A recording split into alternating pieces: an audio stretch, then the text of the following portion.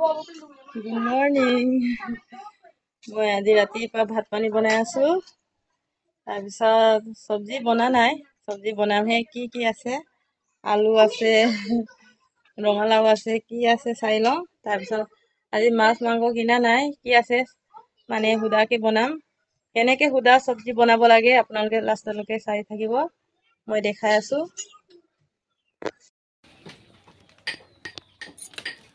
এয়া ৰঙালাও, কবি আছে, এয়া কলডিল আছে, এয়া কি জাবৰা, বিলাহী, এয়া গুড়, আলু আৰু ৰঙালাও বনাম।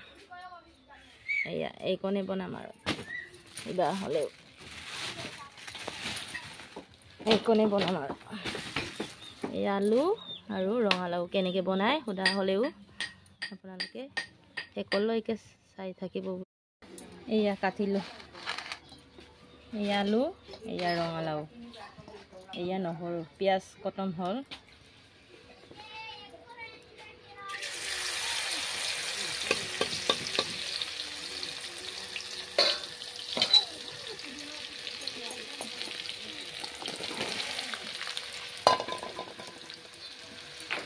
আলু লগালো,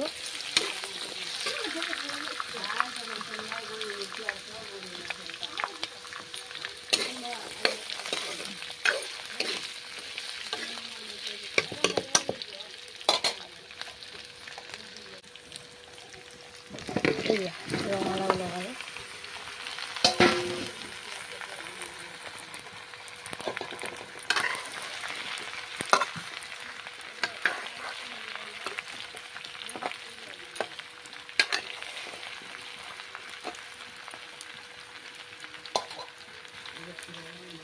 এয়া ভাত।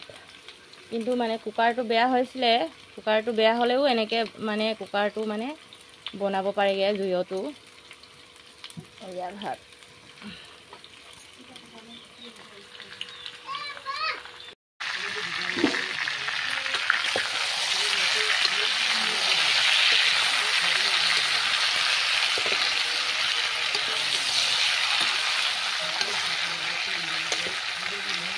চব্জি কেনেকুৱা হয়, কেনেকুৱা হ'ব, দেখিবলৈ খাবলৈ ভাল হ'বনে বেয়া হ'বনে।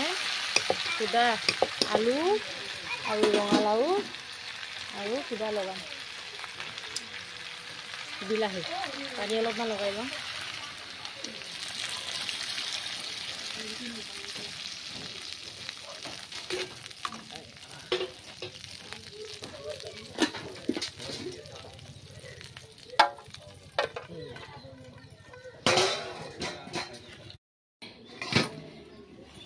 কি হ'ল মোৰ চব্জিটো, এনেকুৱা হ'ল, গুড়ি কৰিব লাগে।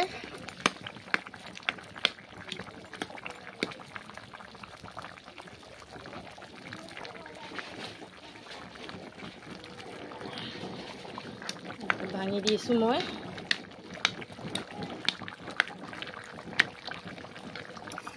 ভাঙি দিয়াৰ পিছত কি লগাম মই, এয়া এই জলকীয়া জালুক মছলা লগাইছোঁ।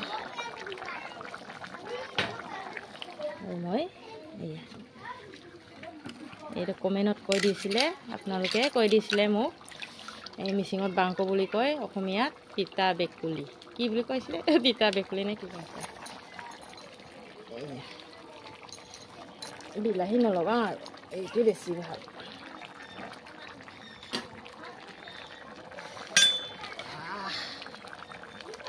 লগাই দিলোঁ মই।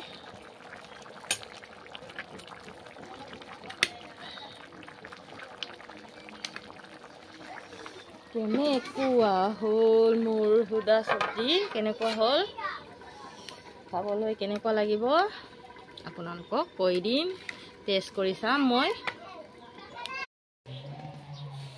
চব্জি বনাই শেষ হ'ল, আকৌ এতিয়া মই কিবা কেৰেলা ভাজিম।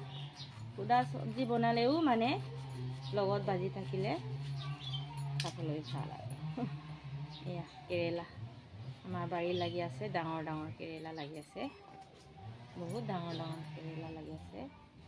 এবাৰ মই দেখাইছিলোঁ ৰিলছত আপোনালোকক আমাৰ কেৰেলা বাৰীখন কেনেকুৱা। আকৌ আমাৰ দেউতাই ক'লে কেৰেলা ভাজিবলৈ গোল গোলকৈ কাটিব লাগে, কিন্তু দেউতাই গোল গোলকৈ কাটিলে বেয়া পায়, সেইকাৰণে এনেকৈ দীঘল দীঘলকৈ মই কাটি দিছোঁ। কিন্তু মই দীঘল দীঘলকৈ কাটিলে বেয়া পাওঁ। কেৰেলা তিতা তিতা তিতা হ'লেও ভাজি খাওঁ, তোমাৰ কথা মিঠা মিঠা মিঠা হ'লেও ভাল। না এই গান গাইছোঁ, কেৰেলা তিতা হ'লেও ভাজি খাওঁ। সুদা চব্জি বনাইছোঁ যে সেইকাৰণে মানে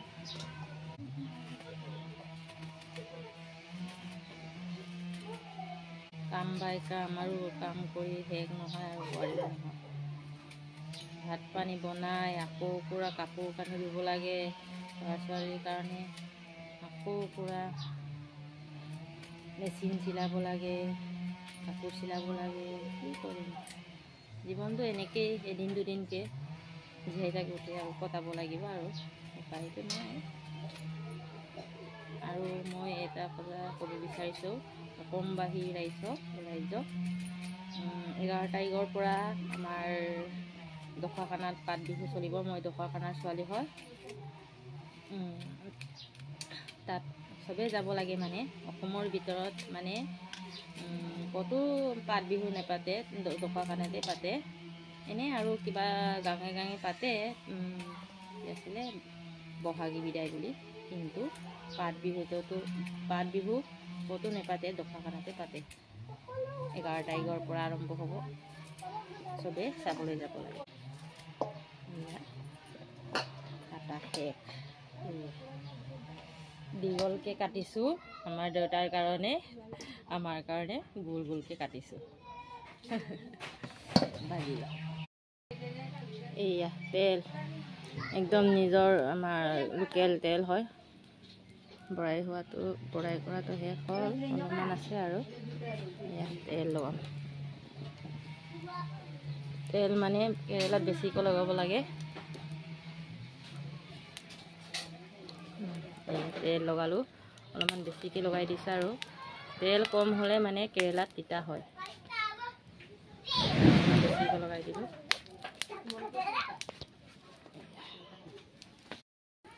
এইয়া কেৰেলা ভাজি নাই, পিঁয়াজ চিয়াজ নাই, এনেকৈ ভাজিব লাগিব।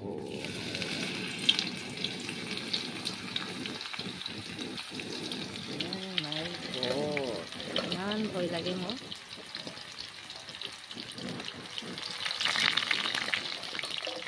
পিঁয়াজ নাই, সেইকাৰণে মানে এনেকৈ আৰু পিঁয়াজ শেষ হ'ল, উপায় নাই। দোকান যাবলৈও মানুহ নাই, ক'ত জানো পোৱালিবিলাক। যদি মানুহটো ঘৰত নাথাকে বহুত প্ৰব্লেম হৈ যায়, মানে এটা হাতৰ পৰা কাম কৰাৰ নিচিনা হৈ যায়, বহুত প্ৰব্লেম হৈ যায়। আমাৰ ঘৰত মানুহটো নাই যে, আমাৰ হাজবেণ্ড নাই, সেইকাৰণে মানে দোকানত পঠাবলৈ মানে বহুত অসুবিধা হৈ যায়।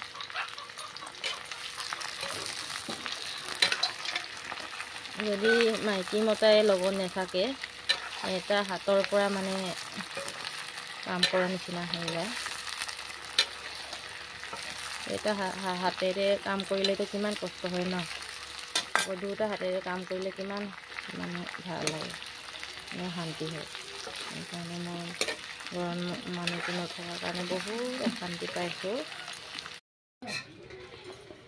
এইয়া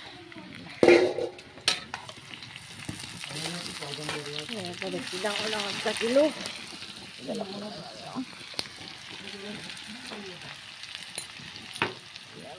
কেৰেলা কি হ'ব,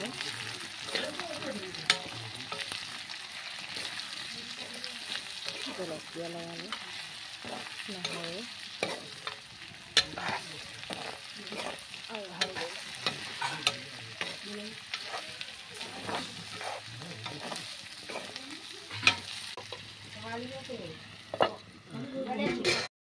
এয়া মই ভাত ল'লোঁ। এয়া কেৰেলা আৰু ৰঙালাও চব্জি, এয়া আমৰ চাটনি পদিনাৰ লগত বনাইছোঁ।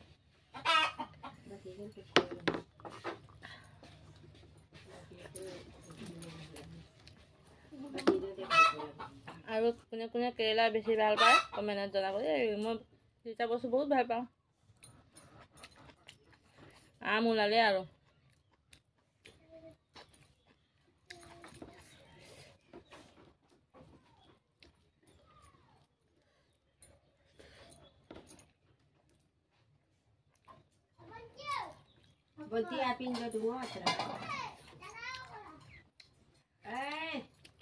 আজি ভিডিঅ' বনাওঁতো কোনে কোনে ভাল পায় লাইক কমেণ্ট শ্বেয়াৰ কৰাটো নাপাহৰিব, আৰু নতুনকৈ অহাবিলাক ছাবস্ক্ৰাইব কৰিবলৈ নাপাহৰিব।